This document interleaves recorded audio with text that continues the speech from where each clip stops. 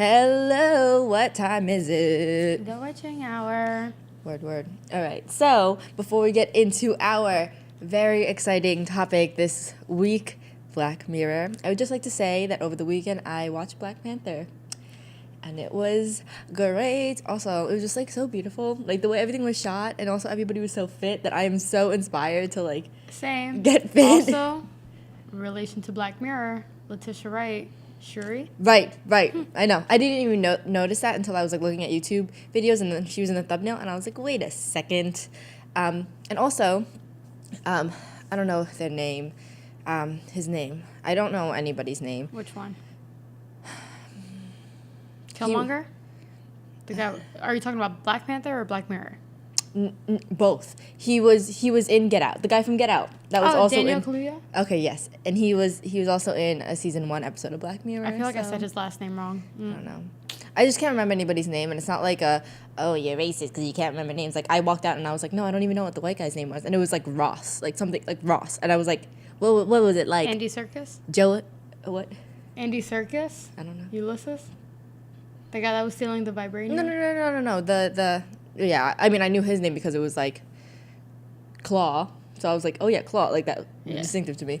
But it was the good guy, the guy who worked with the FBI. His name is Emmett Ross. Yeah. I looked it up after. But like when I walked out, I was like, I don't know anybody's name. And I was like, what was the white guy's name? And it was like something so plain. I was like, was it like John or something? John Smith. Right, John Smith.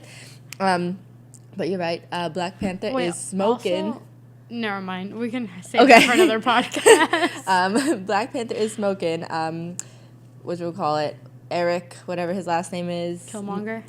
Oh yeah. Michael B. Jordan. Also smoking. We both walked out of that too, and Justin was just like, "Who is that guy? Who?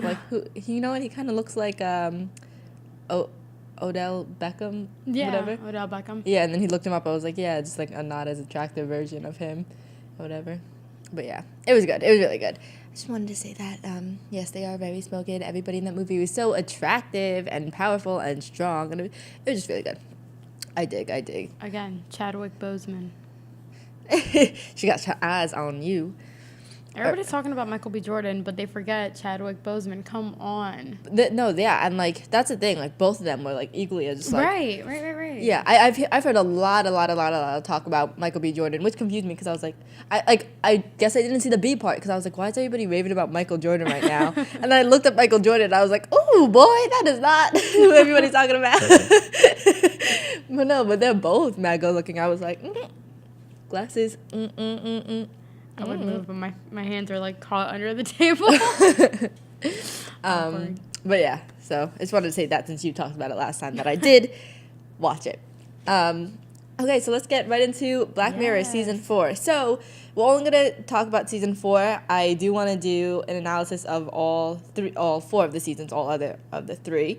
But we just want to kind of keep it structured. But like there are so many episodes that I want to talk about, including like White Christmas and Playtest, which is my favorite. I saw it. Did you? Yes. Ooh. Okay. Without later. talking about it, did you like it though? I did. It was crazy, right? Later. Okay. Yeah. So we'll maybe go like backwards then. 4, 3, 2, 1.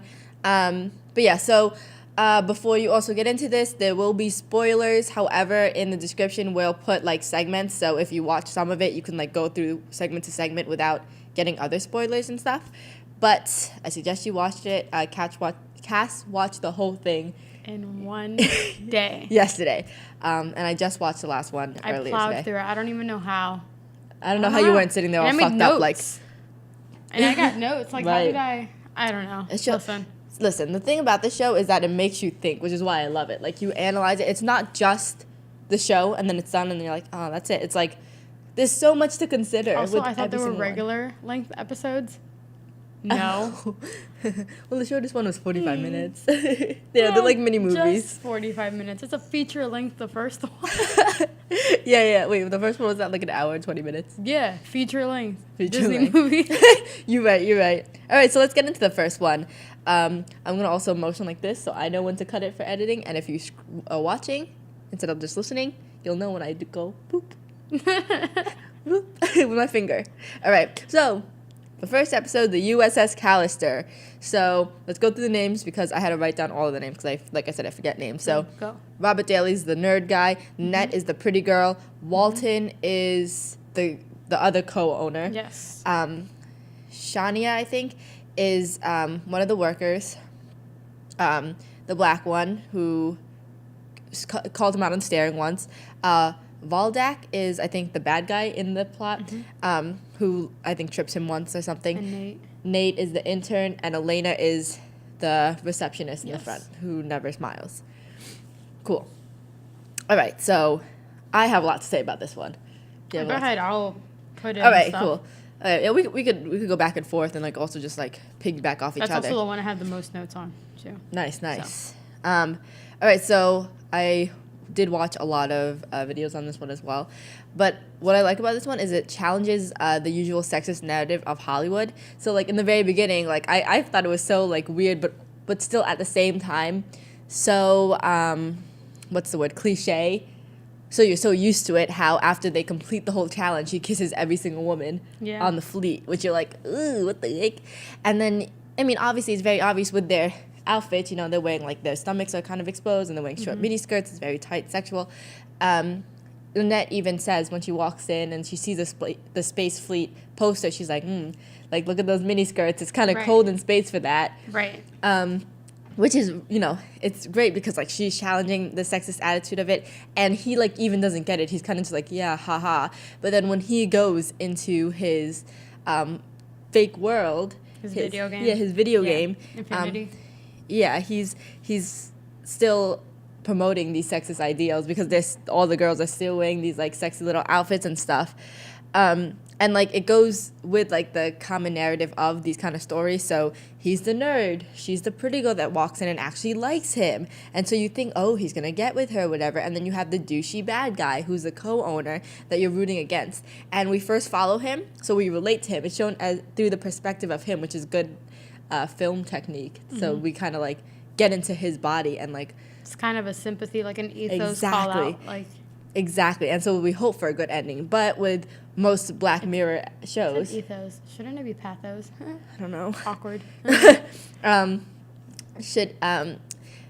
We hope for like a good ending and like we trust the main character, but that's with pretty much every Black Mirror episode. We trust the main character only to find out like, oops, like... Yeah, it's that sketchy narrator thing like that they talk about in literature where it's like the unreliable narrator where you're not exactly sure if you can trust them because they're telling you their version of the story versus really showing you all Right. aspects. And it's like that, but it's more tricky because it's not told with their own voice. We Right. just see them.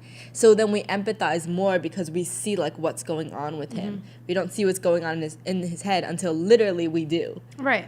Right. Hold on. Also, I thought it was really strange how none of them had genitals in the Infinity. I was going to talk about that. It's okay. So what I was gonna lead up to that and stuff like, you know, it's all of these things are from Petty Punishment, so it shows like his character how petty he is. Like Right. Nanette, Walton. You know, I mean, well, Walton stole his ideas, profiting from his money. So that's that's pretty bad. Okay, but Shania called him out for staring, which she has a right to because why are you staring at her? Valdak, I guess, because he is mean to him, but Nate forgot his order and brought him the wrong sandwich. Elena didn't smile much. Like, it's like, who is this guy? Like, imagine, like, someone getting mad at you because they told you to smile. Never felt that one before, you know? Your face. But then when it comes to Nanette, she wasn't even disrespectful. She was respectful to him the whole time, actually, knowing he was her superior and also just admiring his work. She just denied him, not even to his face. She just said, not sexual, purely professional. Right. And he got mad because, again, back to the sexist kind of Hollywood and what am I thinking of? Expectations. You think, oh, because a woman thinks highly of a man, she must want to be... Sleep with him. Yeah, she must want some kind of sexual, like, advance with him kind of thing. And that's what he got, and that's why he got angry because he's weird and gross. But then at the same time, there's no genitals, so, like, what did he want? Especially when he got this whole, like, sexy vibe from her when she was trying to distract him and went into the water. Like, he just doesn't know how to approach sexual relationships. He doesn't know how to talk to women, obviously, in real life. I feel like that has to be part of the I guess a result of the fact that in real life he was being rejected by the women that he did like, because he was that nerdy kid who wasn't what people were looking for. Mm-hmm. So I feel like he translated how he was treated, and it was kind of like payback in this game, because here he could do whatever he wanted with no repercussions. Right. No repercussions. Right. And then at the same, I think the no genitals was also a punishment to them, but at the same time, just like, he didn't think about it, because it's like, well, it's this like 70s-esque kind of show. Star Trek thing. So it's like very Star Trek-y. So although there is kissing involved, you don't see like so much of the sexual relationship. You just see like the sexism of it. Right. Which is what he didn't think beyond that, because I feel like he's so immature in his head. Like, he's so smart. It's almost like a kid, like a kid going through puberty, that he doesn't really know how to relate to people around him, and he's questioning authority, so he becomes the authority figure in the game, in this little like private sector that he made for himself. Right. So intellectually, he's very smart and stuff, but socially, he's still like a kid and still like not educated in that. Go on. Oh, no, keep going, you're fine. Okay. I also watched a YouTube video, and it was called Goodbye Toxic Fanboy, and talks about how people who fanboy or fangirl over something get so possessive over all their stuff, over like this fandom. You know, they talk about people who like Star Trek, or they give an example like diehard Star Wars fans wouldn't hesitate arguing with George Lucas himself about their own theories and stuff, you know? So it's kind of like that, and how he owns it. That kind of goes back... Never mind, you haven't seen... You need to watch The Last Jedi. Sorry, yeah, I know I do. But yeah, so he owns his own version of it. So he really does own his own Starfleet, because you can even see how he owns all the games, he owns the poster. He says something about like how you can watch it on Netflix now, like he knows everything about it, obviously, and now he runs it himself. So he is this nerd that has his own little world that becomes way too much. Yeah, he like coded it for himself. It's like a private sector in the game Infinity that he wrote, kind of thing. And it's like, he went way too far with it. Yeah. You know, obviously people are like, oh, you go way too far with this when they create their own fan fiction, or, you know. It's like that power hungriness in the humans. Like, for example, one of the philosophers, Nietzsche, he was really big saying that there's no other motivation except power for the human. So, like, anything that you're motivated by, it's not that you're hungry or tired or you want to, like, achieve success or whatever. Everything that underlies that is power. So you really disguise that power with success and money, and that's why you want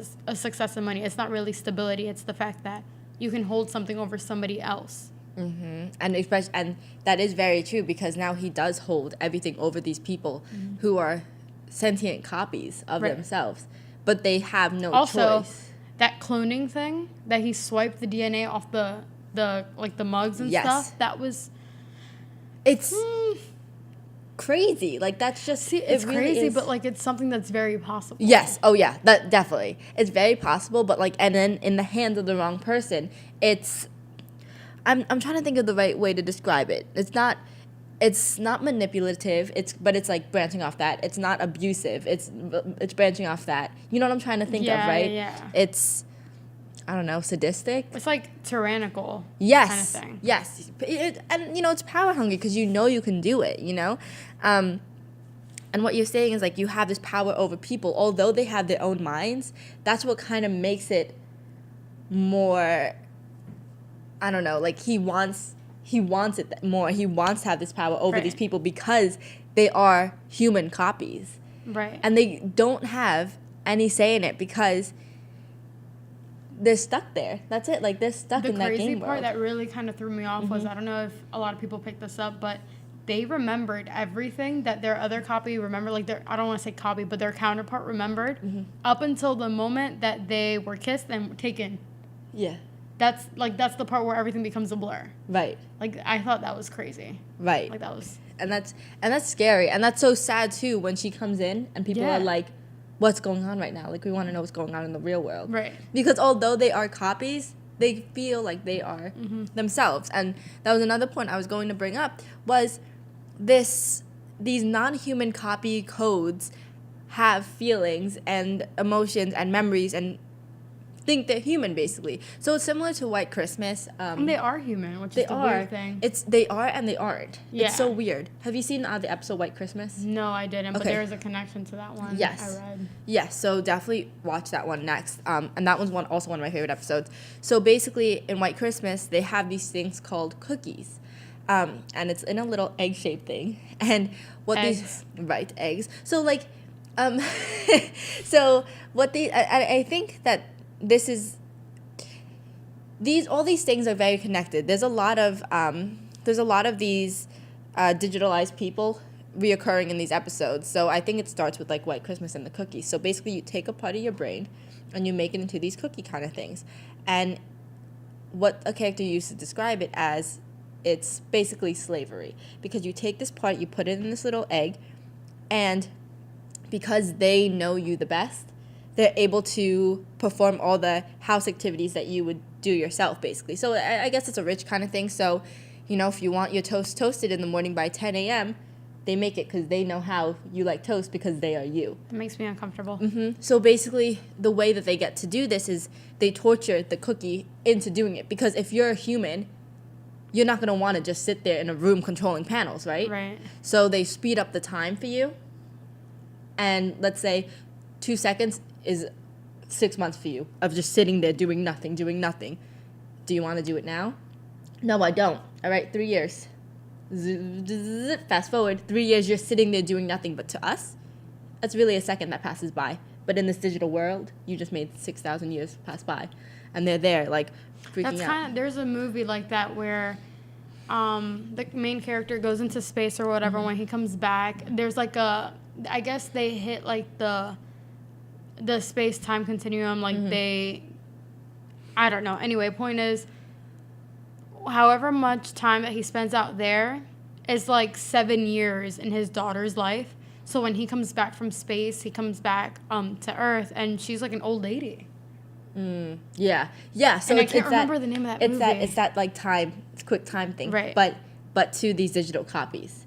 So it raises the question, like, you're torturing this person or thinks it's a person to do your work. Now it's just a code. So when this guy says that's slavery, this guy's like, but they're not human. They're not real. But they think they're real. So like these inhuman acts towards non-human, not real beings, but they think they're real. So that's fucked up, you know? Because they think they're real. Yeah. And they feel like... Well, I think they are real. I don't think it's that they think they're real. Because if you do a clone of somebody with their DNA... That's true. But they're just code, so it gives them a sense that it's so complex. Yeah. It really is. But they're in there. They're in, like, this digital internet... Well, now at the end, they're in the internet Right, now. okay. So, back to the costumes. So, remember when they get close to the wormhole?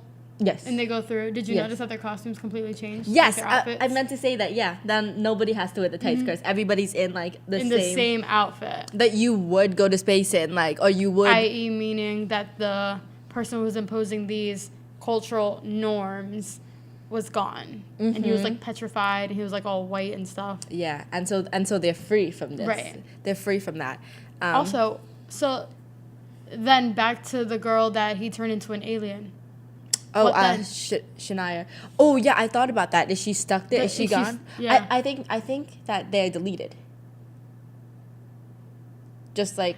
But, like, does the person in real life, like her counterpart, end up like Robert Daly? No, because he's the one that's connected to the game. So I think that's why it only affected him. So that's the funny part, is that all these counterparts don't even know what's going on. They have no idea. They really don't care. I mean, not that they don't care. They don't know to care. They don't know what questions to ask because they don't know what they don't know. Exactly. So it's funny, but I think he's the only one that's ultimately affected because he was physically in the game. So he's the one that's physically in the game, making everything happen. These people are not. So he's stuck in there and stuff. But I think their code gets, like, does it get deleted or is it trapped there forever? Just like I feel like it's trapped there forever. Because he is trapped there forever, right? That sucks. Because then there's also Jillian, the one who turned into a monster. And then the bad guy, Valdak, I think.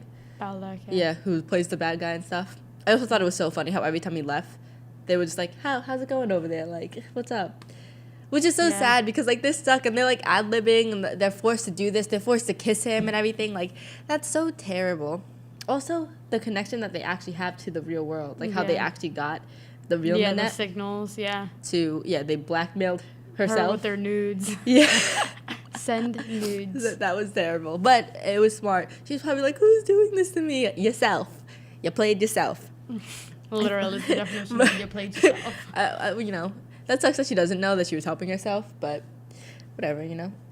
Whatever, she did it. That's all that matters. Right. And then... Also, this whole episode brings up the question of the role of the creator or creators. Mm-hmm. Where, like, to what extent do they have a role in the sentient being that they created? You know what I mean? Like, right. I feel like I'm not wording it right, but, like... Oh, this is going to tie into Arkangel. Okay. I'll kind of say it after. I'll say it during the Arkangel talk because that one... Okay, that makes sense. Yeah, okay. it'll make sense when I'll connect them together. Okay, cool. Yeah. So I have, like, one more big topic to say about this.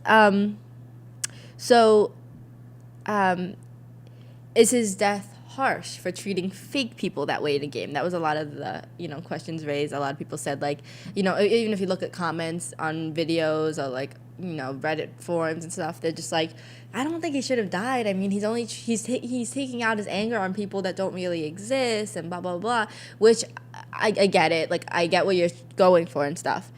But, like, what I think is that what he does to fake people reflects on him as a person, on what he would do if he actually did have a spine, because he was fucked up anyway, the way he held grudges, like, what really throws me off is the fact that he put Nanette in the game because she wasn't into him.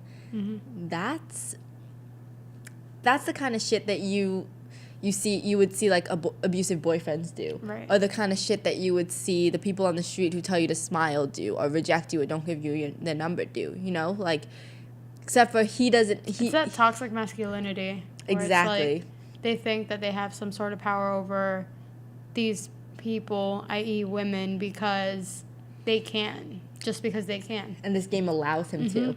It's like a gateway. It's like almost his guilty pleasure. Like he enjoys torturing these people. Exactly, because that's the thing. Even though they're code, they're still people. They're still taken from people and still think that they're these people. It's hard to, like, for me to completely grasp the thing that they're code, because I feel it's almost kind of like Jarvis from Iron Man, where he has the capabilities of doing things for himself kind of thing. Mm-hmm.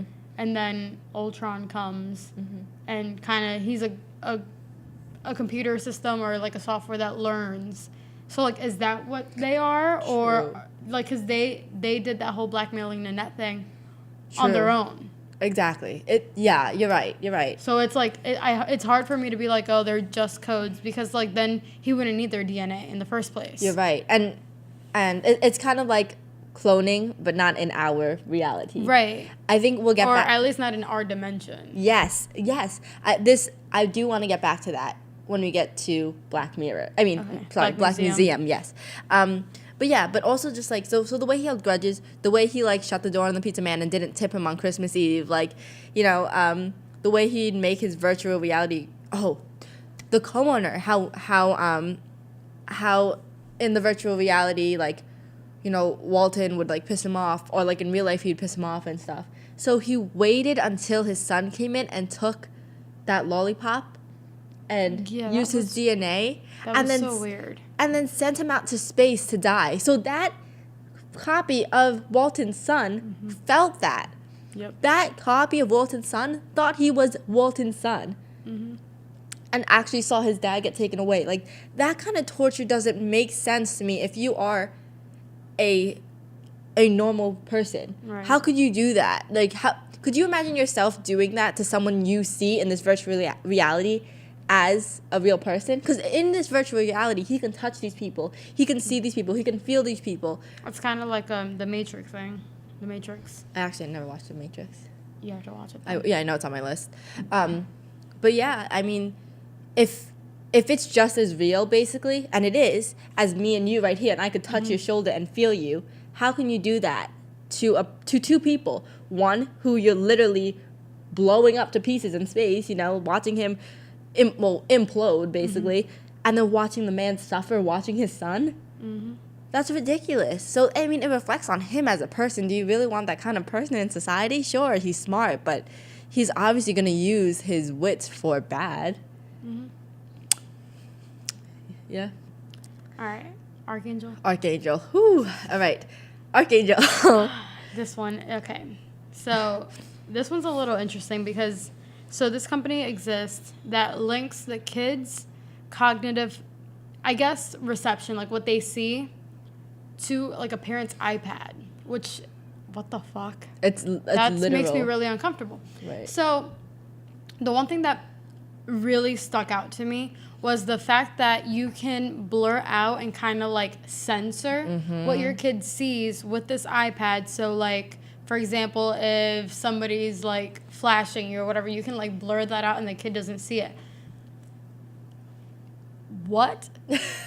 Like, right. That really stuck out to me because as a kid, when you grow up, exposure is what really kind of, I don't want to say it molds you, but being exposed to different kinds of things. For example, like if you put it in terms of food, if you're exposed to different kinds of food, you're more open-minded, you're willing to try new things, to learn new things, to accept new things, i.e. food, like, you know what I mean? So translate that to real life things like people, actions, like, what if I was never exposed to, like, science? I would never be the person I am that I now. Right. You know what I mean? Like it kind of gears you into certain directions. Exactly. If that makes sense. Yeah. I said the same thing about censoring things. I mean, and it wasn't even technically like just violence. Right. It was whatever spiked your cortisol level. Exactly. And I mean, that is what shapes you to who you are. Like that's how you learn things. It's also how your brain makes connections between things. Like you can hear the word dog a million times, but if you don't know what a dog looks like or sounds like, you'll never know what it really is. Right. And like they showed the dangers of it in the very beginning, which should have been when she kind of stopped it. I mean, technically, if she didn't see her grandfather have a heart attack, if the mom didn't see it on the iPad, maybe no one would have known. But at the same time, the daughter was just standing over him, like, what's going on? Like, she couldn't see her grandpa was in distress. Maybe she would have tried something. Maybe she would have tried going for help, but she was just watching him. How was she supposed to know that was bad if she couldn't even see his face? Right. Or when her mother was grieving, that's what really fucked me up. When her mom was grieving over the grave, the mom's face was blurred. Yep. So now she doesn't understand what grieving is. Right. She doesn't understand the seriousness of death. She doesn't understand the consequences of bad things happening. Right. And it's like, if you are not, if you don't have the ability to connect things, how are you to deal with them when you do experience them? Exactly. Like, let's say she feels sad one day. She doesn't know that that's an acceptable thing to feel or a thing that happens to people. What might she do? You know what I mean? Like, it's not just her, but anybody. Right. Like, there's parents out there who are really strict on their children, privacy, and all this other stuff. You create a person who doesn't respect privacy because if you're invading them constantly, didn't even think about that. You create somebody who doesn't respect privacy, who doesn't validate certain emotions because they don't think it's real because they weren't exposed to them. Like, oh, well, back in my day that didn't exist. It did. You just didn't see it. That's so true. And that can be applied to so many things. That's so true. And also just like, I mean, for example, it's kind of, I get where it's coming from. You don't want your kids to see it. I mean, it kind of goes with like parental block on, TV. But if you're telling a kid not to do something, what are they going to do? They're still going to find a way to do it. They're going to want to do it even more. Yeah. They're going to want to see what's hiding, what's going on. And that goes back to when she doesn't understand blood. She doesn't understand what's going on. she starts poking her fingers, not feeling a thing. Doesn't look like she's feeling a thing. There's blood coming out of her hand and stuff, so she's stabbing her hand. And that's just like a foreshadowing of the end of the episode. So true. So true. And then also, like I said, I get what you were trying to do, but at the same time, like, I have been exposed to seeing real and fictional things where there's a lot of gore, or like there's a lot of blood, or like war and stuff. It doesn't necessarily mean you're going to support it. It might stress me out. Like, it does stress me out. It makes me sad. But then what am I going to do with it? For example, hearing about the Orlando Pulse shooting, that spiked my cortisol levels through the roof. I was crying and everything. But what if that was censored to me? I wouldn't have the opinions that I do now to try to make something good out of it, you know? If you're censored to all the bad things, you're not going to know anything. You're really not. Yeah, so it really does put a whole new meaning on helicopter parenting. Mm-hmm. And like that hovering. It's interesting because parents think that children can't think for themselves, that they don't know things, that they don't know any better. Mm-hmm. But what they don't realize is that they do, and they're some of the most absorbent little brains because they're developing. They take everything. Their brain is constantly making all these connections. Doing these kind of things that either invalidate trust, privacy, respect, that causes not even causes, but it could sever tensions, like relationships and stuff like that with people, and you create this isolated person. Yeah, and it did. Exactly. It did. She was not connected to her mom at all. And then when she stopped it, when she found out that it was bad, she put it away for a little bit. Yeah. And you could see their relationship was getting better, and they were getting closer. And like, I even saw this one thing about the symbolism of what she was putting in her smoothies. There were more fruit because it was more healthy. They were in a healthier place. And then what happens once you bring that back? She should have just destroyed it in general to avoid the temptation. And then the thing is, though, at first, this whole company, it was seen as okay. It was fine. And it was like a tacit approval. Like, if nobody sees the bad stuff, they don't really pay attention to it, so it's okay. Like, if I don't see you doing that, doesn't mean that you can't do it. And then they're like, oh, shit, maybe this isn't a good thing. Right. But then it's still a thing.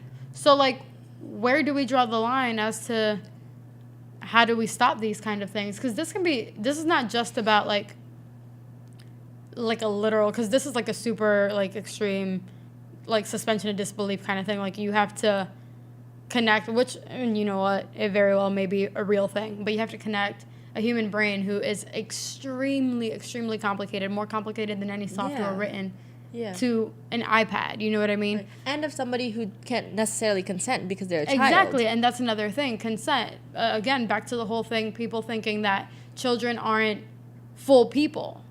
And then it kind of raises the question of, like, pro-life and pro-choice.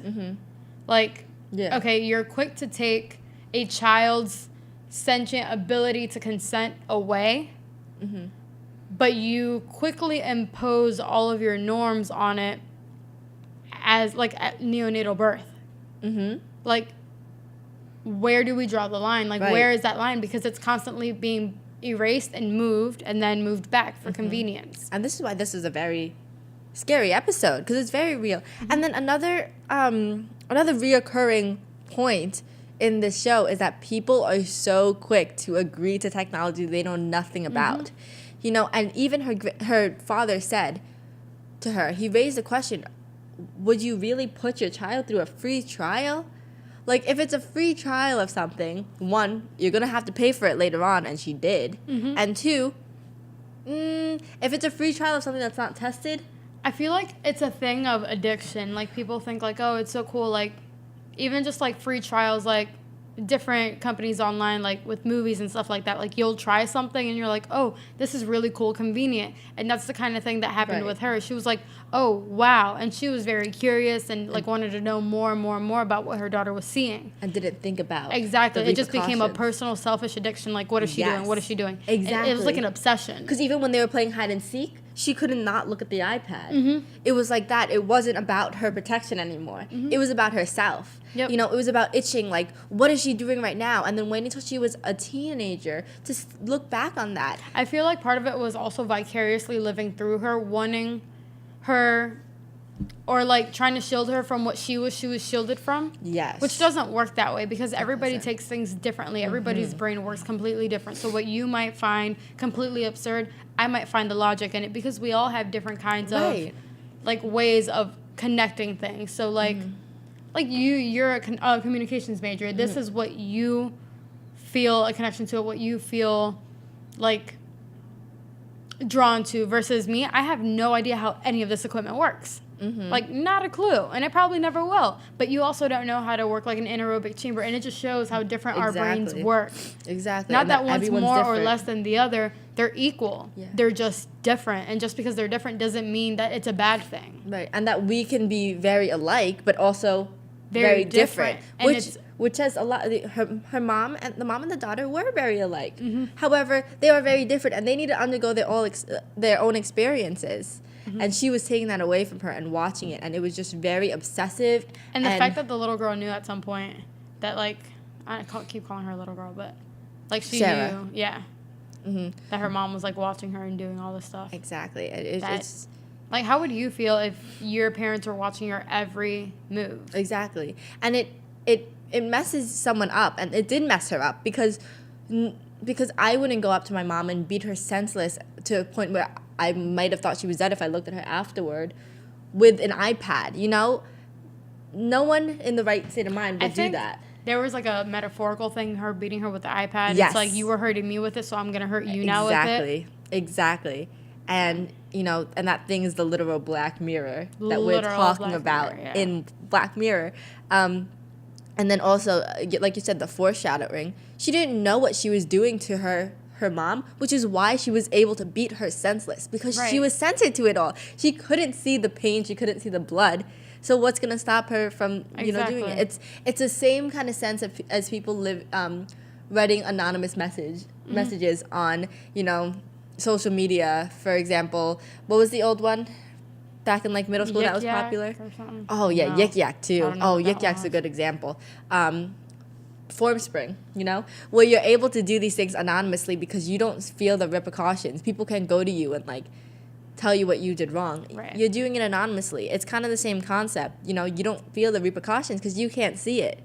You don't experience it firsthand. So, right.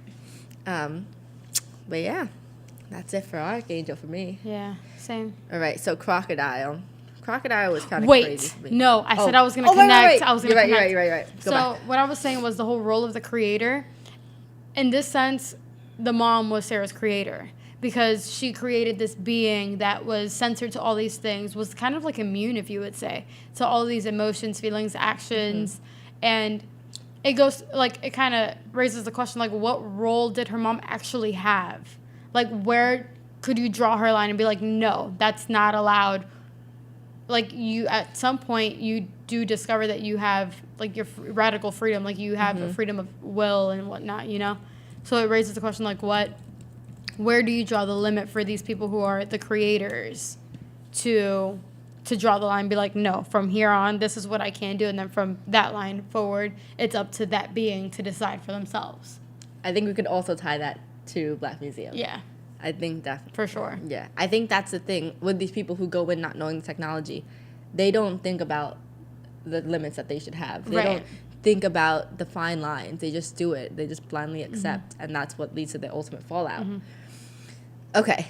Third episode. Crocodile. Oh, this one was strange. This one was my least favorite out of the whole season. Okay, so we could speed through this one because we don't have that much time. But so basically, premise of Crocodile was, she was with her boyfriend at one time. They were drunk driving and they kill a bicyclist, and instead of calling the police, they just dump his body into the water. Dumb. Well, the thing is, though, in that part, they knew they could very well get away with it because in that area there was nothing. So it was like when somebody's turning the blind eye, when somebody's turned the blind eye to you, what are you willing to do? Good. So true. So that's a really good point. And then the fact that her boyfriend was like so okay with it, like, oh yeah, like he knew exactly what he was doing.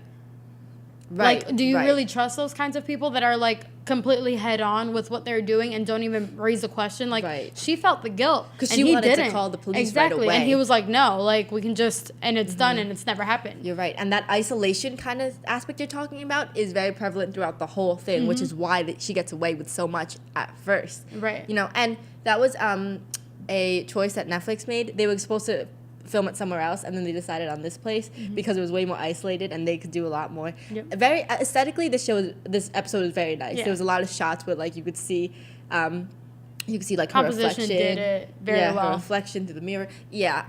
Also, there's a lot of symbolism in this episode. I won't get into that because I can't even show it to you, and it's I mean that's not what we're here for. But if you're interested in hearing the symbolism, there's a YouTube video by Harry's Moving Castle that's called a Crocodile Black Mirror analysis, and he really goes into that. So that's really cool. But anyway, fast forward, she's totally changed. She stripped her shell, which is like symbolic for like she's a new person. She's like now successful, blah blah blah.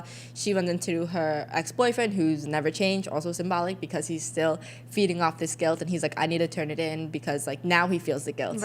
Now he does. It's the opposite. She does it. Now he does, and then she kills him. And I think the term crocodile, usually after a while you get what the meaning of the title is. For crocodile, it was her crocodile tears. That's what I saw from most analyses. It was crocodile tears. Analyses. Oh, thank you. But also how she kills the guy. You notice that she grabs him and has him in his grip and then just doing that little chokehold thing. Yeah, that was scary. That was like you said.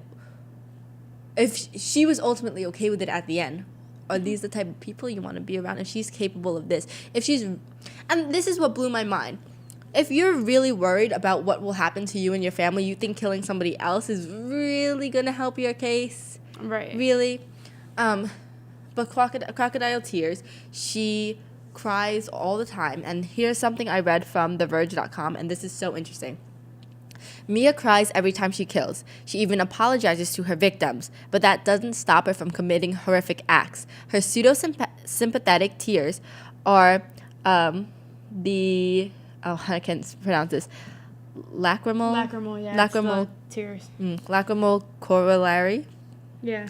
To the famous line from Hamlet that one can smile and smile and smile and be a villain. Mia weeps between victims, but she's no less a monster because she has red-rimmed eyes. When she appears outside the house of a future victim clad in black and wielding a hammer, she's as cold-blooded and terrifying as any horror villain. That's what makes these tears crocodile tears. She's not sorry for what she did. She's just doing it. And also that she is camouflaged, like crocodiles are.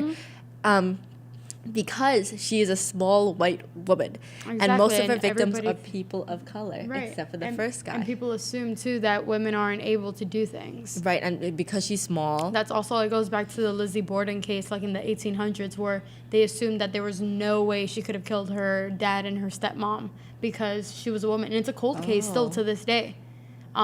They assumed that she could not do it. She was not capable of it because she was a woman. And women aren't capable of killing people. Right. Which is, one, it's sexist, and two, it's not helping you out because now you're not catching people. And it was obvious that she did it.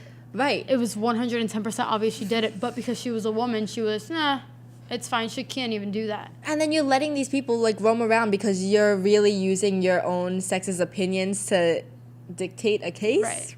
But yeah, so that's why she's a crocodile, because she's a small white woman. So the small woman, she's camouflaged because people don't think that small women can do anything. And because she's white, she has this privilege over other people, And, she has this white femininity about her that hides her from being a suspect. So that was pretty crazy. Also, the one lady that extracts the memories. Ashazia. Yeah. That was pretty cool. Yeah, that was cool. Interesting.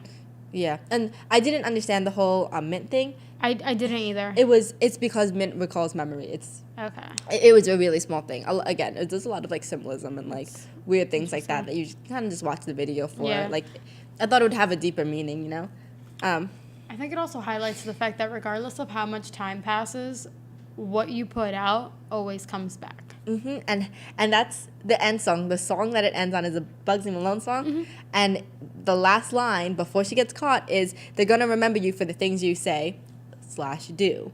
So what you're saying, you know, no matter how long you suppress these memories, it's going to come back to bite you in the ass. Right. Regardless of how well you hide it, like what you put out into the universe always gets back, because no energy is taken and destroyed. Like everything, it comes full circle, believe it or not. Yeah, and I think this was the ultimate punishment because it waited until she had something to lose. Right, exactly. She had nothing to lose at the time. She felt guilty. She wasn't going to learn anything at the time. And then, you know, it waited, you know.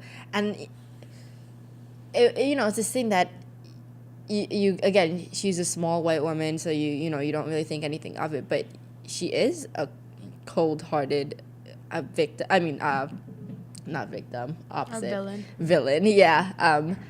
That can kill somebody, and kill multiple people, and kill a baby because you don't want any evidence. And I think that's also, I guess, like this surveillance. Wasn't the baby blind The baby was blind, but she didn't know. Right. So that's the whole thing about the surveillance, that it could be good because you could catch, you know, victims, you could, you know, help insurance claims and all that stuff. But then it's also like, but is it bad because now you have this villain killing all these people because they don't want evidence? It's like, you know, that, I guess that's the Black Mirror aspect of it, but the Black Mirror aspect was kind of iffy, you know, of it. Like, you know. There's definitely so many ways you can take that. Yeah, it was weird. I mean, especially at the end, you know, it was a pretty good twist, I guess, with the whole hamster. But now you need, I guess they have animal specialists for that because they have to go through the whole like recalling it.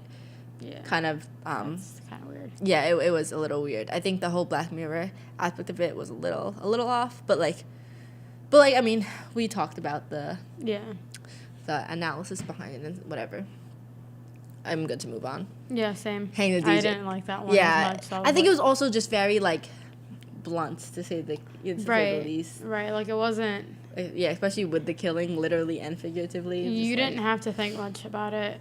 Like, it was kind of obvious. Yeah, exactly. So, Hang the DJ, though, this is the one I have the most to say about. So, yeah, Hang this one's the DJ. Interesting. This one's so interesting. So, we have Amy and Frank, and basically they're in a simulation, and, or they don't realize they're in a simulation, but basically the system, how it works is you get an expiration date on your relationships, which, before I knew what was going on, I remember thinking that, like, wow, I freaking hate that.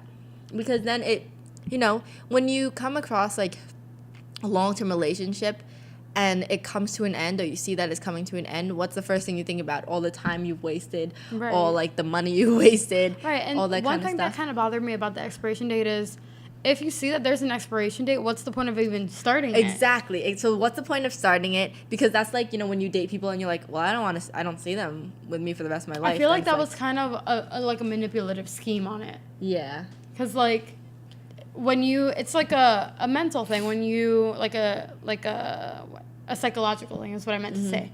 When you give somebody kind of like an end goal or an end date, or like this is when it's over, that's what you assume, and that it's gonna really happen. You put these like mental and psychological limits on yourself, and you can't move past them because that's what you have set for yourself. And then again, what I was saying was, do you want to waste your time? Do you want to waste your money? Right. You know, especially when she got the 5-year one. Right, or even like emotional attachment. Like, is it worth Is it worth it? Yeah. Or if there's no emotional attachment, like the second person that Frank got, they hated each other, but you have to be with them for a year? Yeah, like that's weird. Like, are you just only following it because this is what it says? Exactly. Like, are you finding comfort in the fact that it has an expiration date? Exactly. Good thing that wasn't what the case was. Right. But I remember that was what I initially thought of. That, like, that's scary. That's weird. That makes me uncomfortable. Like, I wonder how many friendships or, well, just relationships, whether it be romantic or, like, friendly, have expiration dates. Like, when, like, do we have one? Right. And then it's also, I mean, this wasn't the case in the simulation, but just, like, what if, like, there was one day left and we're obviously hanging out today? Do I want to even see you tomorrow? Because we're going to have a fight. Or do we want to stop hanging out now and prolong it as long as possible to see if we can avoid that? Right. So it's a weird. It's like, it's so strange. It's definitely a two-way road because it can go any way. Right. So what I thought was interesting about this one was the algorithm of it. I mean, it turns out to be a dating app. And Charlie Brooker, the writer of Black Mirror, says that he was thinking about a dating app that crosses Tinder with Spotify to create an algorithm, which is crazy. That's freaking weird. Right. But then I think about this. So in order for these simulations to happen and, like, have their real beings in there and, like, doing what they would do if they were in the simulation, wouldn't they have to give some kind of sample of themselves in order for the dating app to make all these simulations? So is it another version of a cookie in there? I don't know. I feel like I don't know, because, like, you can, like, our Bitmojis. You can make them as close to looking like you as possible, so it's not hard to go in and code your personality. And, like, the way, like, if you code in certain things, it'll always react that same way to things. Yeah, but it's a lot bigger than a Bitmoji because it's it's like an actual person. So it's like U.S.S. Callister. Yeah. How it was that kind of being, and they had to have, like, a sample of their DNA given in to create all these I don't codes. know if so much it would be DNA as much as pattern. Like, I don't like texture, or back to, like, Ultron. Back to, like, the software that learns based on pattern. I don't like textures, like certain textures of foods. So, like, if something is similar to it, even just touching it, I don't like that. And it, like, you learn kind of that way. And I feel like that kind of software could be like that too. Like, I don't know. It's very strange. I wish they would elaborate on that. I know. I think that was left up for interpretation. Right. Because... Or on purpose, which I'll say later. Okay. But yeah, so this means that you have to go through the simulation with every single person on the app, which is, like, which is 1,000 times for every person on the app, because it wasn't even just, I like how they did this too, it wasn't even just heterosexual, it was like every person on the app. But this led me to think, what if a person isn't on the app? Does that mean that there might be a chance that there is another 99.8% chance you match with somebody else, or even, like, 997 or something like that, or what if it goes up to 99.9 or 100%? I think it's even possible to have the same match with two different people. Me too, because there's this fact of multiple soulmates. Right. Or, like, just differences. Like, you're right for me in this aspect, but this person's right for me for this other aspect kind of thing. And, like, you're split because two parts of you are being stroked, and, like, it's nice, and you like how you feel with this person, but what if you're lacking on this side, and then this person supplies that for you? So it's weird. Like, I think that might be the 99.8%, like, algorithm that they give, though, because I think maybe it's, like, beyond what we know now as people who do this dating thing on our own, you know? Because, like, let's say, like, the person that, like, people that we've been with, or, like, people that, you know, we're currently with, we love them and whatever, but there are things about them that could be changed in order to suit you better. Right. But, like, right now, like, currently, I could think my partner is my soulmate. However, I don't have this algorithm. I don't have this app. Like, what if there's someone in, let's say, you know, Bulgaria that I've never met or never will cross? And it's so easy to be, like swayed. Like, oh, well, like, to be in love with the idea of love and having somebody. Yeah. You know what I mean? Like, you could be totally in love with the idea of this person. And if you could just fix certain things, and in your mind you kind of make yourself believe that these things are being fixed when they're not. Yeah, so maybe these people that, like, we want to, like, kind of fix, or, you know, that they can have some kind of, like, improvement to them to be perfect for us. Maybe they aren't the 99.8%. Right. Maybe they are 87.9 or something like that. So maybe this 99.8% person will be that person that will attend to every need because of the algorithm. However, that makes me believe that, like, maybe there is a possible 100. Maybe. I mean, it's very, very unlikely because of all the simulations, but like, do you choose the 99.8% or do you wait for a possible 100? Or what if, and this is kind of weird, but what if just because you hit a 99.8% or whatever it is, whatever the algorithm says, just because you guys match at that level, it doesn't necessarily mean you have to be romantically together. That's true. You know what I mean? That's like, true. Because sometimes people work better when they're not exactly the same. Like, some science people can date non-science people, and it'd be completely okay. And then others have an issue with, like, a void not being filled. You know what I mean? Like, it could be one of those things, too. I think with that, though, is that's why the simulation isn't necessarily on interest. It's more on, like, complete compatibility, because they get each other, like, beyond your interests, like, beyond that. Like, it's I feel like that's so hard to trust an algorithm, because, like we'll rebel together. Like, we trust each other so much that we'll rebel to each other 998 times out of 1,000. Right. Like, we'll do it for each other. And I think that's the most important thing about relationships, is that you will risk it all for each other. Right. And you'll do, like what you told me once. Yeah. That person should do what your best friend is willing to do and more for you. Yeah. Yep. So I think that's why the algorithm works, because it's not about, like, oh, you went on a date in this virtual world 1,000 times and you left happy 998 times. It was like, no, you've rebelled from society 998 times. Like, you went for it with each other, not knowing what would happen. Right. So I think that's why. And it's, like, so extreme, because it is. You want to make sure that you'll do anything for that person. This is so confusing. Right. It really makes you think. No, but I like it. It's so good. Yeah. But what about, okay, so again, back to the multiple soulmates.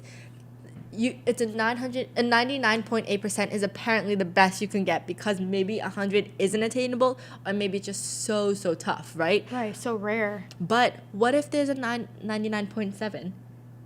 Right. What if do you just discard them then? Exactly. Is that your multiple soulmate, or is that just, like, there's just somebody slightly better for you? But, like, what if you stumble upon 99.7%? Do you settle, or do you wait for the 99.8%? And you risk not finding that person. Exactly. Because what if nobody is completely compatible with you? Because that happens. Right. That can be a thing. Right. So although the simulation wasn't real, although they don't have to rebel, they are still kind of given this choice. It's still a choice that is made for you, and a choice that you have to make whether you follow this app or not. So they even say, what do they say? In the beginning, she's kind of like, wow, I wonder what they did before this whole, system. It must have been so hard finding people to date. But if you think about it, this phone with the dating app is its own kind of mini system. Yeah, it's you're still following some kind of system if it's really this in depth. If it's really your own simulations going through this pattern. I think it just emphasizes the whole, like, love enabled through technology. Yeah. Which is kind of strange, because how do you really fully rely on something to literally calculate who is meant to be for you? Like, it's really weird. It's so weird. And, like, a lot of, like, that's a thing. Like, it's becoming a more popular thing. Mm-hmm.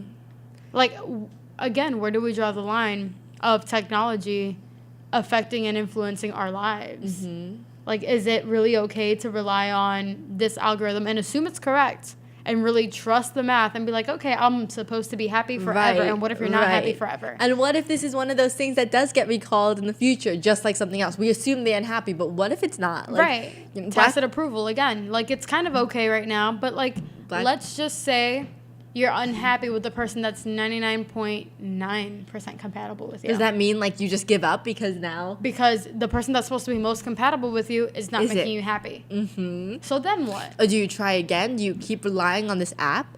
But also, what if, let's say, you can't find your 99.8 and you keep looking. What if your 99.8% is matched up with somebody else? Right. Or what if they're already married and they didn't even use the app, so they're just not on the app? Right. And then this whole, like, giving such power to technology kind of leads into a future where we have no control over our lives anymore. Exactly. Like, we're willingly being like, okay, system, go ahead, find me do love. my work. Mm-hmm. Do my life. Exactly, because, I mean, this could be a world where everybody has to use the app, so you do get the very accurate 99.8%. Right. Because, like I said, if you have the choice to not have the app, what if your soulmate is on the app? What if there's only 100 people using the app? Then you don't have that much of a chance of getting a real soulmate. Yeah, exactly. But yeah, I feel like it would, in terms of Black Mirror, it would only work if every single person, and hold up, this brings up the whole thing, like, sometimes your soulmate is way younger than you or way older than you. Then what? Because right. Right. I didn't even think about that until right now. Right. Or what if, like, you can't be on until you're legal, and then, like, what if you're married to somebody already, and then you go on the app, or, like, whatever, like, oh, you still have the app, and then you get linked to somebody else, like, oops, they are actually... At a higher percentage, too. Yeah, like, oops, your wife is actually 99.7 now that this new person joined the app. Right. Then what? It's too because flawed. Clearly, regardless of how many people add up, the percentage of, let's say me and you are 99.8, somebody else comes on, that percentage is going to change. Either it's going to boost it up or it's going to boost it down.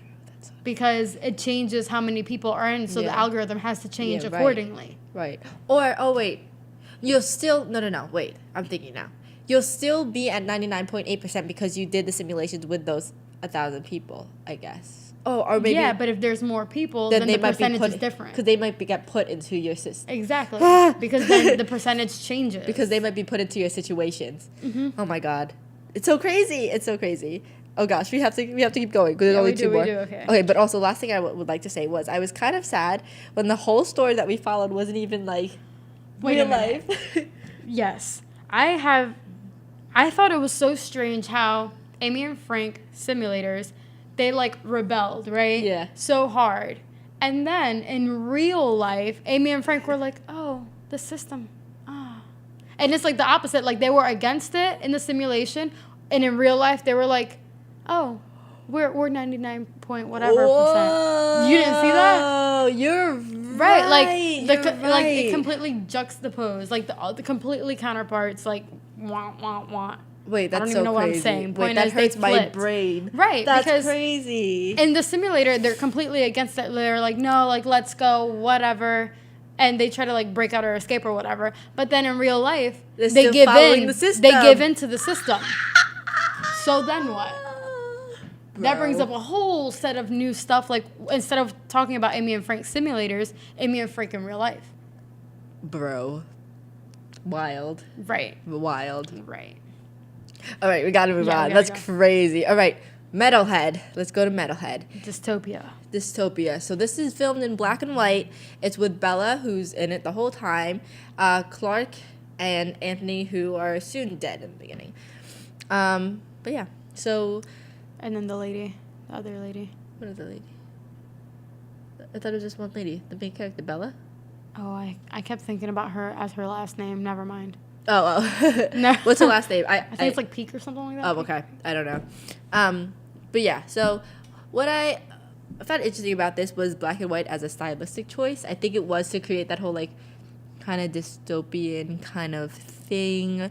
And also... I think it's to drain the color, I believe, because, like, when you think of, for example, when you're seeing, like, a movie and it's got, like, a blue hue to it, you're thinking of, like, sad and real. Like, for example, the movie The Little Buddha. It tells the story of Buddha and then the real life of the kid that's, like, just, like, the main character. Mm-hmm. And when he's transported and being told the story of Buddha, everything's the hue of yellow and happy and bright colors. And it meant, like, this was real life. Mm-hmm. And then when it was kind of gray and bluish, it was like a dream world. Like, this wasn't real. Cool. Yeah. Okay, well, that's good because I have some theories on this episode. Cool. But also, I thought that it also had to do with the fact that there was so much gore in this, too, that it also toned it down for you. So they could get away with the gore. But also, it created this dystopian kind of, like, movie feel to it, you know? But I like what you said. You said you had a lot to say about this, or that it scared you. Not a lot to say, but, like, a lot to, yeah. Okay, go ahead. Like, the whole dystopia thing, that kind of threw me off. And, hold on, let's talk about this dog. Back to the robot and technology taking over the world. It was really scary how, one, it didn't have a face. And two, it was literally doing what it was programmed to do. Right. Didn't it look like the Google dogs? You know what I'm talking about? Those are so... Yeah. Yeah. Like, but I thought it was just so strange that you were scared of the very thing that you asked it to do. Well, wait, what was that? Just to kill stuff. Like, it was, like, programmed. Oh, yeah. You know what I mean? Like... Yeah. And, like, how it... She, like, kind of tried to outsmart it, like, climbing the tree and stuff like that, and wanting it to drain its battery, which, okay, fine, smart, but when it's going to outsmart you, because, again, it's one of these softwares that learns. Right. And it's learning, so once it felt like it was at the end, boom, more dogs were coming after. Like, Right. And we don't know how this happened, right? We were just placed in this world. From what I read, this is really weird. Okay. So there was this lady that they were scared of, and I think that's where I'm like confusing some characters. This one kind of like threw me off, and I have to rewatch it again.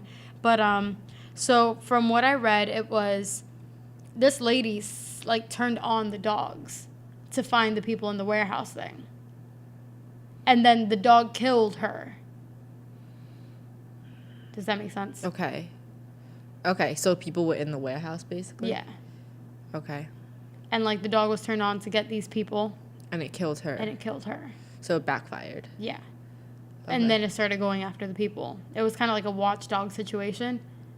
Oh, but, like, the dog was just programmed to kill people. Yeah. Not necessarily just the bad guys. Exactly.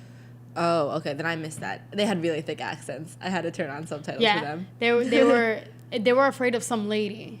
Oh. And then the lady is the one who, like, turned on the whole dog thing. The dog killed her. And then it started going after them. And kind of started just taking over. Yeah. Because it outsmarted everybody. Exactly. This is what I'm saying, guys. Don't trust robots. But that's the thing. It was doing exactly what it was programmed to do. Right. Which is the scary part. Like, you didn't even bother to put in, like, a safety code, nothing. Like, right. You know what I mean? Like, right. It was doing exactly what it's supposed to do. Like, it wasn't really the villain. Right. It was doing That's true. And it wasn't bad. It wasn't bad. It was doing what it was supposed to do. It was the creators. Right. And then again, overstepping lines, creators. Right. When do you put in a safety? Do you not? Do you let the dog decide? Right. Which puts in, like, real world examples with all these freaking robots. Ew. Because, you know... The lights just flickered. That was weird. It did. It got, like, brighter, right? Yeah. That, like, sex robot can be programmed to, like, kill you, so... Yeah, they make me very uncomfortable. One, because... Have you seen iRobot with Will Smith? A long time ago. You should rewatch it. Yeah. But, so there's one who... Like, there's robots. It's a society where they have all these robots or whatever. They're programmed to do, like, daily things. Like, go pick up my... prescription. Let's say I'm sick or whatever. They pick up my prescription. They do like just daily errands and stuff like that. They're a household aid, and one was kind of taught to learn on the go. So like take patterns, algorithm, boom, and this is what I'm gonna do. And he ended up kind of like short circuiting, I want to say, and started killing people. And he was like having control. This is what I'm saying, guys. Right. All these movies and shows are warning you about robots, and you're still creating them. Exactly, and still no safety was put in. Yeah, safety. But you're right. You're right about that. Okay, yeah. So one of the alternate endings that was said to be put was that they were gonna show like a control room of like a man controlling the dogs. You know, kind of Hunger Games kind of esque. Right. And stuff. And when I heard about this I thought about The Most Dangerous Game. You know that with the guy the guy who's a hunter who goes to another hunter's place, and the hunter's like, well, I chased all these animals and now I'm tired of hunting all these animals. I need to kill a person, and then like he's hunting down the people. So I kind of think about that with the control panel. But I'm glad that they didn't put that, because I feel like that's too obvious and that leaves no room for interpretation. That, and I feel like then half the episode would have been kind of strange to have happened in the first place. Right. So, like the whole dog, like, her outsmarting it, he would have figured out a different way. You know what I mean? Right. The guy would have been there like, oh, I know what she's doing. He would have called for more dogs beforehand. Exactly. So yeah, it makes more sense with the woman who got outsmarted, basically, by the robot. But...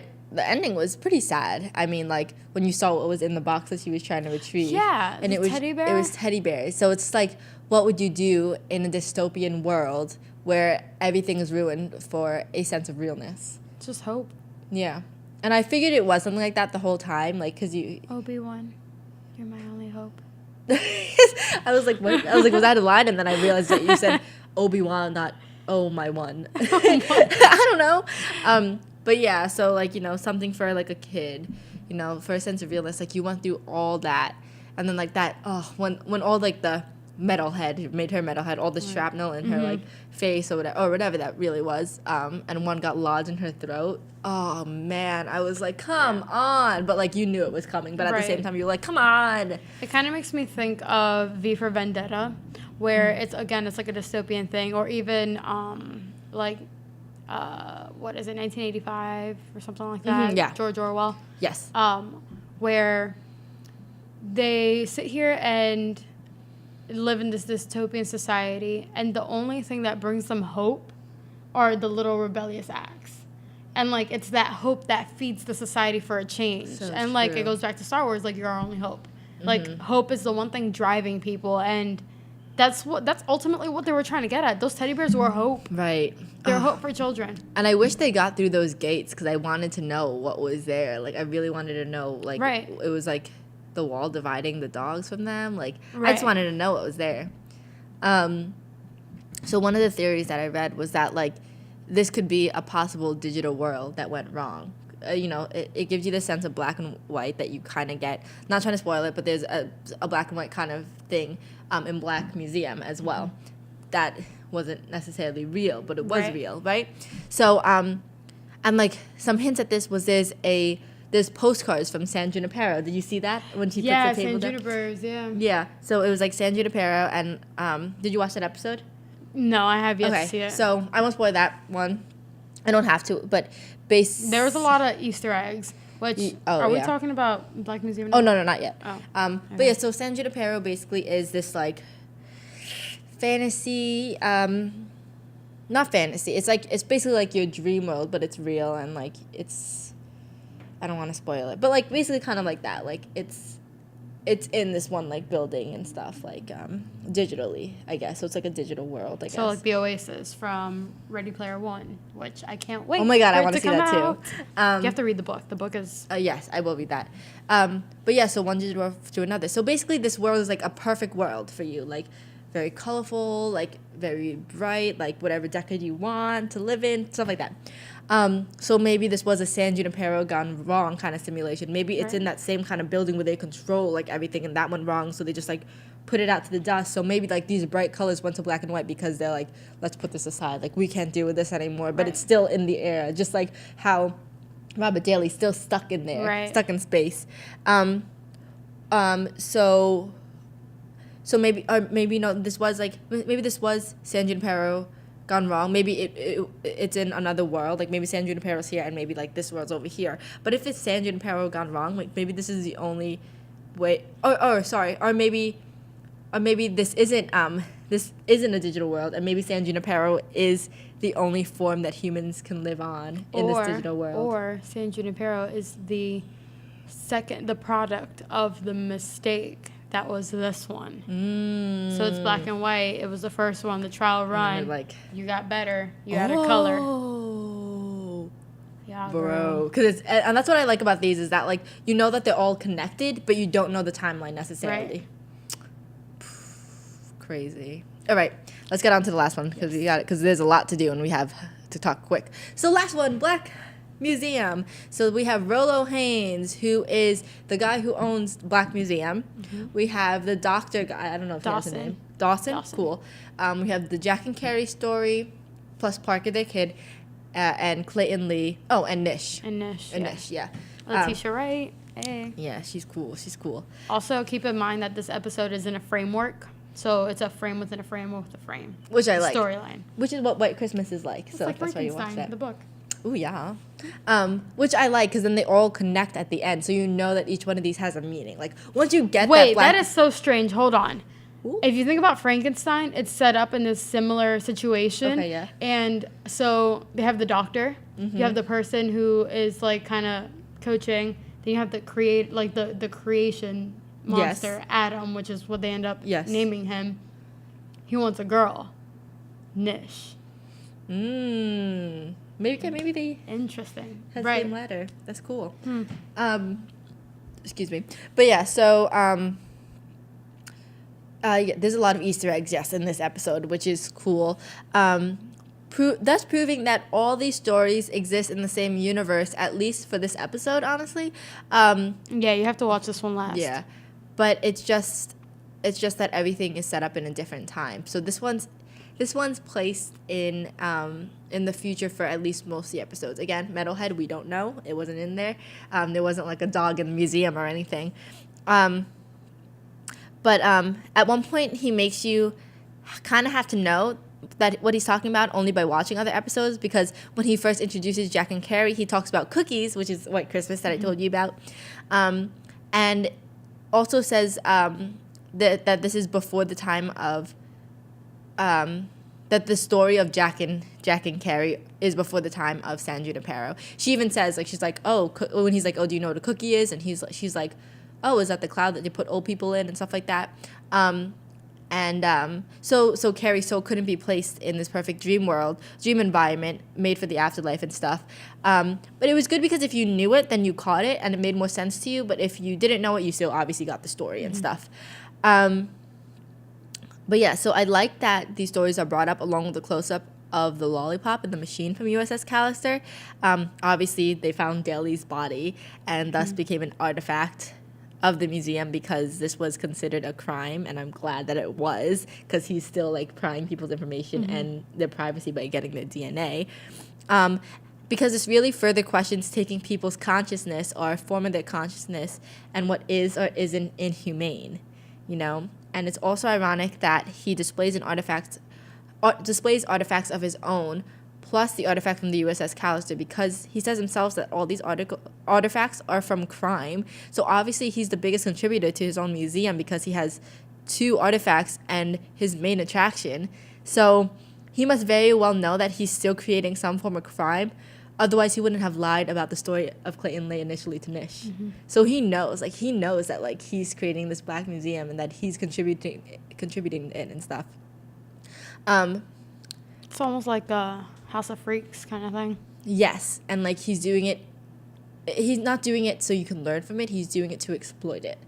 I also his own like personal gain. Exactly. Just like the U.S.S. Callister stuff. Just like all the artifacts that he showed, and he showed the bathtub from Crocodile where someone was killed in. He saw Arkangel, which again wasn't made for her safe. It was for her safety, but ended up not being for her safety and was for her selfish acts, and all that stuff. What I do like, but it's still obviously processing, is that cookies get rights from the UN. So what we're talking about like, is it humane for this to happen? Is it humane for these people to exist as code? Like, what's going on? So obviously they get rights.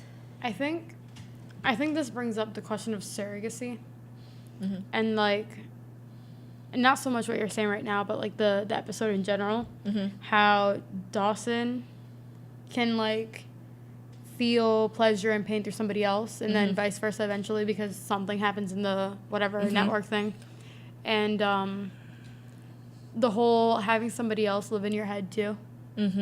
So it's like it like touches on surrogacy. Like, is surrogacy a thing? Like, can you have somebody house a part of you or of somebody else mentally, physically, emotionally, and that be okay for you to call on it whenever you feel like it, which was the main problem. Again, these people accepting the terms of this technology that they know nothing about too fast. He was just like, all right, do the surgery on me because I'm not a good doctor, like, go ahead. Like, he didn't like ask any questions about it.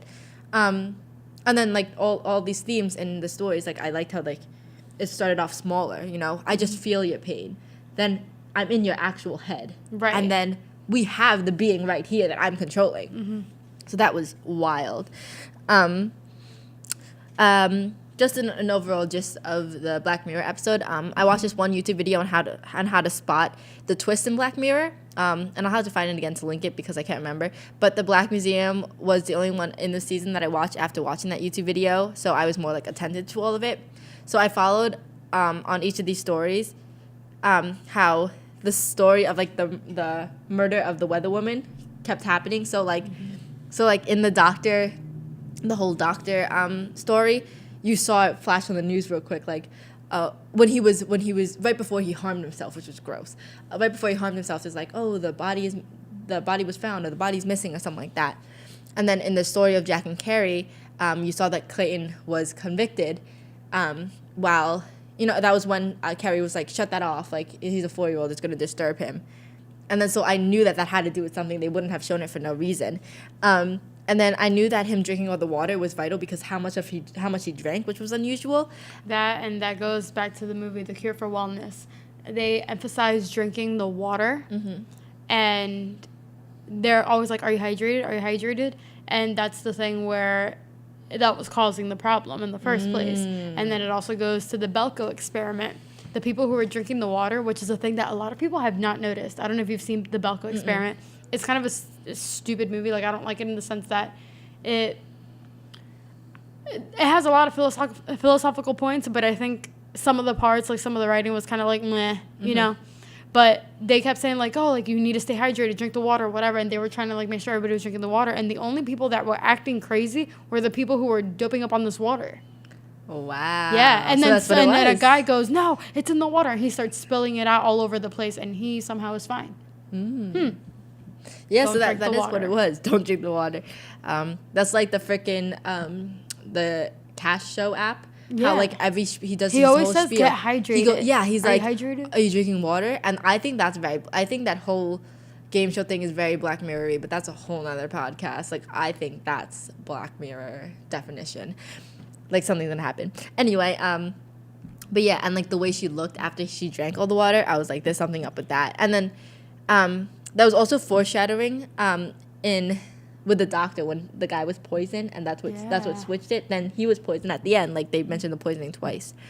Also, the way she picked up the monkey, and you saw that she was disturbed by that. Like when he handed her, like she carefully placed it. Like she was like, oh, she's still in there. I also thought it was strange that she said that she had her mom in her head telling her to kill people or something like that. I thought that kind of threw me off. A little bit. Yeah, like I was confused. Yeah, I'll get back to that one, like, when we talk towards the end, because me too. We'll talk about that. The way she initially looked at Clayton when, like, he was in the hologram form, like, I knew she knew him, like, just the way she looked, and also, like, how he was even like, oh, she even looked at you. That's so strange, also, because her dad was killed and turned into a hologram and exploited. Yeah, so that whole thing, Rolo was manipulative from the beginning, so his decisions were mostly affecting, when the decisions were mostly affecting Jack versus, like, you know, with Jack and Carrie, Carrie was like, yes, I want to do this. And he was like, Jack wanted to think about it. And he was like, well, she has her answer. She's done her thinking. What about you? So he knew. And then the same thing when he was dating the wife and they wanted to put Carrie in the doll. He was like, I have to think about it. He again said, well, she did her thinking. How about you? With Clayton, it was signing his soul away, and he said, this will help your family. Your family will, like, have all they need and everything. See, but that's touching on that machismo thing, because, like, oh, she did her thinking, so if she's a woman and she can do her thinking faster than you can, why don't you have an answer? I didn't even think about that. Or the whole, what was the last thing that you just said? About the family? Yeah. The man is supposed to provide for the family, so why is he not giving that's so the true. answer? I didn't even think about that. What I was thinking was that because he's manipulative, he's using their weaknesses and using what, like, they are most attached to in order to trick them into agreeing to something. So he's using these humans as his experiment this whole time, knowing that they keep failing. He doesn't care about the repercussions. He doesn't care how these people feel. He doesn't tell them anything about, like, what this is gonna actually be like. Right. He doesn't tell him from the beginning that there's gonna be a pause. He wants to see what's gonna happen first.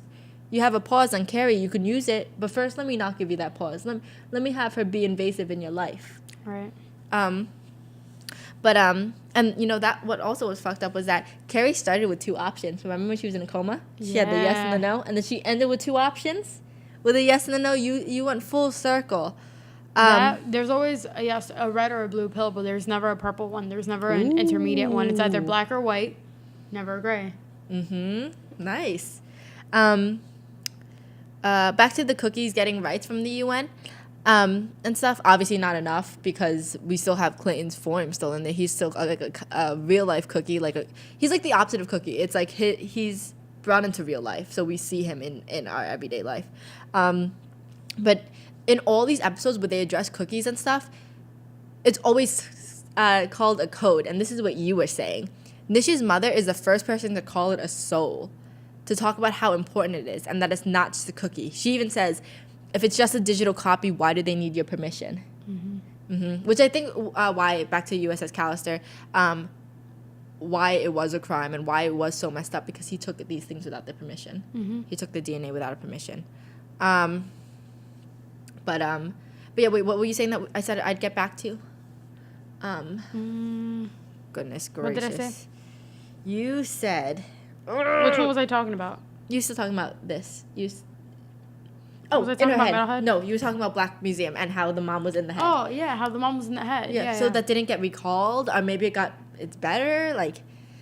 I don't know. That whole thing was weird, because didn't she say something along the lines like, she's in my head telling me to kill people or something like that? Oh, did she say that? I feel like that's... I don't think she said that. I don't remember very well, but like it wasn't like a positive thing, and that's why she was so quick to say yes about the surgery thing. About what surgery thing? I could have also been very delusional from watching all these all at once. I don't think she ever mentioned anything about surgery. She was just always like when she talking consented to do the thing. Who, Nish? Yes, Nish. Nish consented to doing something? No, I think she was just going through the museum. She never like consented. We never got any backstory on her actually getting it placed in her head. I feel like she had said, no, I'm not saying that she did, but like I feel like she had said like yes to doing it. Because she wasn't, I don't know, I'm losing my mind. I'm probably delusional.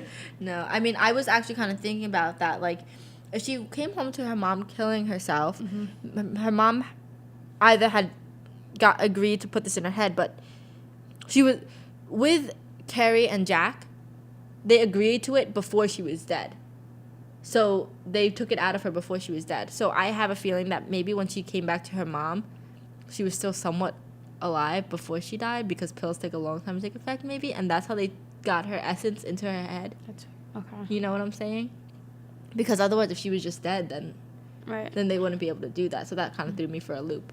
Yeah. Also, if that's still going, right? If that whole thing's still going, like they had to have implemented some kind of rules to it on what they can see and what they cannot see, or like the pause and whatever. But then, that's another thing. You're just like, can you get it removed? Like they're just infinitely like in your head. Right. That's kind of crazy.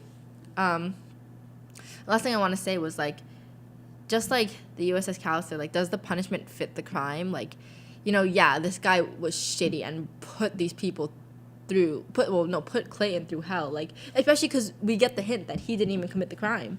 He was like, oh, you hid. The poor guy was like, oh, can you help, like, prove the DNA? He's like, yeah, we can, but let me exploit you instead. Right. And we get the feeling that, like, he didn't commit this crime and he was blackmailed for it. I feel like I have to rewatch this whole thing. Yeah. I'm going to rewatch this one tonight or tomorrow or something. But like, does the punishment fit the crime? Because now she's contributing to the cruel cycle of, like, this, cruel and unusual punishment. Because now he's infinitely being electrocuted, and there's no way to stop him being from infinitely electrocuted, like his essence. But, like, at the same time, now he gets what he was doing to this guy. But it's just like, don't you want to stop the cycle, or do you want to continue the cycle? Which I think is like a thing that Black Mirror does a lot. Like, instead of learning from it and stopping the cycle, they just keep contributing to it, because I think it's like something in the psychological aspect where there was an experiment and it was people electrocuting other people. They didn't know what they were doing. They were just like, oh, press this button. Okay. With no knowledge of what was happening in the other room. They just heard screams. And eventually they were told what was happening. And they still kept pressing it because they were in power. They were in control. And and this is like a real thing that happened. Really? Yeah. Oh my like God. It's a whole like study that they did like way before. Like you can Google it and find the whole paper, like everything. That's terrible. And like it's a thing that people did and were okay with doing. Yeah. Assuming that they were fine. And then there's no I feel repercussion. Exactly. And it was like a power over somebody else. And then it goes back. I'm pretty sure that they did kind of like a mock experiment. Like they did it and then they had somebody scream and see if they continued doing it, not having the actual person being hurt, but just kind of like simulating that they were. And like they didn't know that. Yeah, they just thought wow. And that goes back to U.S.S. Callister. Same thing with this. If you have power with no repercussions, you might do it, because that's like the sick nature that we don't have it in our blood, but that we're taught to learn. Right. We're taught to have, that we're taught to want. We're taught to want this power. And she gains that power back over her family. And it's messed up. I do like how weird. I do like how she took back Carrie though, Yeah. and she like had like this like feeling for Carrie, and like how Carrie was appreciative. Because I honestly I felt so bad when I found that she was still in there. You know, if there were rights for cookies, you know, they said it's inhumane to have only 2 options. You need at least 5. But then it's inhumane to kill them as well, to delete them. And I kind of get that, but it's also very inhumane to just leave her there. Yeah. So it's kind of like, what do you do? Like, you got to fix that. But I like how she took her. I wonder what she's going to do with her. Yeah. That'll be interesting to see. It will be interesting. That sucks. Yeah. That really sucks. Imagine having your essence. Moral of the story for all this is don't agree to things before you don't. Right, you know. right. If you don't know if you don't know the entirety of everything, and I mean everything of what you're about to do, don't do it. Just like those people who didn't know what was happening to the other person. They just went, person went, okay, click. And they heard the screams and were like, okay, turn up the voltage, click. Wait, that's funny. That's funny too, because literally people were electrocuting Clayton, but like they saw what was happening, but they didn't understand that he was actually feeling it. They're like, he's a hologram, he's fine. But or people who don't read the terms and conditions. Somebody compared the cookie thing to like how we get cookies on our internet browsers, and they sound sweet and enticing, and we just click, okay, yeah, sure. This website can accept the, they go use cookies, whatever that means, and they click accept, and then boom, like they're taking all your information. I think it's the same kind of concept. Yeah. All right. All right. That was heavy convo. That was. I'm like, I need to watch all that all over again. Right, me too. Oh gosh, yeah. I want to do season 3. Hopefully our like trains of thoughts made sense. Yeah, I feel like I rambled. That's Sorry. fine. That's what this is about, you know? Hopefully we'll do season 3. But yeah. So thanks for watching. Oh, we didn't do a wishing minute, but we were kind of so we were so like ready for this Black Mirror that she was like, I didn't come up with a witching minute, and I was like, oh. So we'll just skip that. We're running over anyway. Classes to get to. Circus. So yeah, hope you enjoyed that. Let us know your thoughts on Black Mirror season 4. We'll come back to these with season 3, 2, 1 eventually. But for the meantime, we'll catch you next Wednesday. Next Wednesday? What are we doing next Wednesday? Conspiracies or? Oh, conspiracies. Or our childhood. Yes. Childhood stories. Childhood stories, yeah. Yeah, these are Childhood pretty stories. great. And I can't wait to tell them. Childhood shows, too.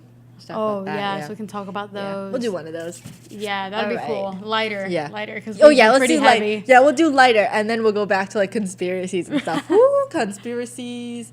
I'm excited for that one. All right, guys. Catch you next Wednesday. This was fun. Outro. Bye.